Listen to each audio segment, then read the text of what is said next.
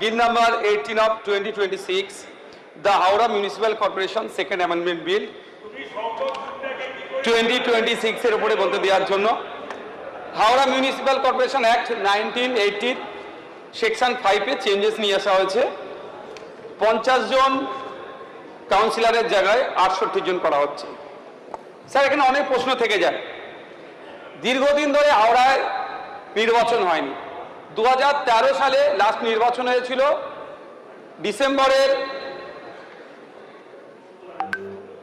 10ই December 2018 সালে এর period শেষ হয়ে যায়। দীর্ঘ সময় ধরে প্রশাসক বসিয়ে এর কাজকে উত্তরানো হচ্ছিল। কিন্তু আমার এখানে সরাসরি প্রশ্ন বা জানতে ইচ্ছে করছে, হাওড়া নির্বাচন কবে হবে? কারণ এই হাওড়ার কলকাতার পশ্চিম পার্শ্বে হলেও এড়িয়ে যাওয়া যায় না। এই হাওড়া শহরের ইতিহাস দেখলে দেখা যাবে প্রায় 500 বছরের ইতিহাস। 1862 সালে এই পৌর এলাকা তৈরি হয়।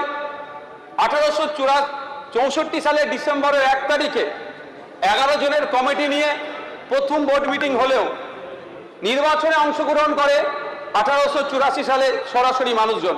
তাই একটা সুদীর্ঘ ইতিহাস আছে। আমরা জানি হাওড়া শহরের ক্ষুদ্র মাঝারি শিল্পের জন্য একটা সময় পূর্বের শেফিল্ড বলে একে ঘোষণা করা হয়েছিল, ভারতের গ্লাসগো বলে একে আখ্যায়িত করা হয়েছিল। কিন্তু দুর্ভাগ্য, এখন ওখানে নাগরিক যন্ত্রণায় মানুষ পরিস্থিতিতে নাগরিকরা এখন অতিষ্ঠ হয়ে গেছে। একদিকে সুয়ারেজ সিস্টেম, ড্রেনেজের অব্যবস্থা, উল্টো দিকে স্যার ওখানে যেভাবে নিকাশি না থাকার জন্য এবং বর্জ্য যে দুরবস্থায় আছে এলাকার মানুষ অতিষ্ঠ। তাই স্যার আমি সময় স্বল্প কয়েকটি হাওড়ার মানুষের নাগরিকদের কয়েকটি যন্ত্রণার কথা আমি উল্লেখ করতে যাই।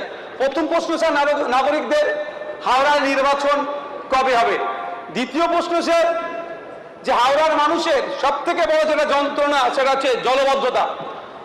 কারণ আমরা দেখেছি হাওড়া মিউনিসিপ্যাল কর্পোরেশন নিজস্ব সুয়ারেজ অ্যান্ড ড্রেজিং ডিপার্টমেন্টের প্রথম ঘোষণাতে প্রধান কাজ ছিল সুয়ারেজ লাইন ক্লোজিং এর কারণে যে জল প্রতিরোধ করা। এজন্য জেট কাম সেকশন মেশিন এবং বাকেট মেশিন এর ব্যবহারের কথা HMC নিজে ঘোষণা করে। কিন্তু এই ঘোষণা করলেও এখনো দেখলে দেখা যাবে অল্প বৃষ্টিতেই হাওড়া জলমগ্ন অবস্থায় থাকে। স্যার আমরা দেখেছি একটা রিপোর্টে যে 2024 সালে এই দুরবস্থা কাটিয়ে ওঠার জন্য 4.7 কোটি টাকা ব্যয় করে একটি মাস্টার প্ল্যানের কথা বলা হয়েছিল। তার অগ্রগতি কিরূপ আজকে হাওড়ার মানুষ জানতে চায়। চতুর্থ যে প্রশ্নটা হাওড়ার মানুষ জানতে চায়, এই জলবদ্ধতার কারণে আর্থিকভাবে তারা ক্ষতিগ্রস্ত হচ্ছে। দোকান ঠিক করে খুলতে পারে না, ছোটখাটো ব্যবসায়ীরা যারা তারা দোকান খুলতে পারে না, সমস্যা হয়।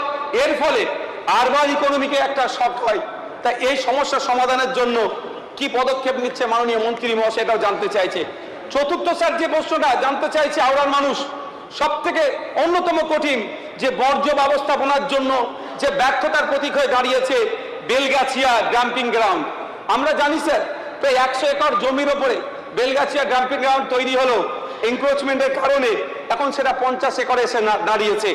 ফলে এই দুরবস্থা থেকে কাটিয়ে উঠবে কিভাবে? ন্যাশনাল গ্রিন ট্রাইব্যুনাল বেলগাছিয়ার লেগেসি ওয়েস্ট নিয়ে সময়বদ্ধ পরিবেশের কথা নির্দেশ দিয়েছে।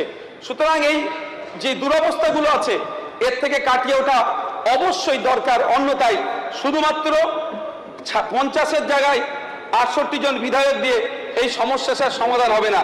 কারণ নাগরিক তার জল নিকাশির সমস্যা কাকে জানাবে? নাগরিক তার পানীয় জলের সমস্যা কাকে জানাবে? নাগরিক তার রাস্তাঘাটের সমস্যা কাকে জানাবে?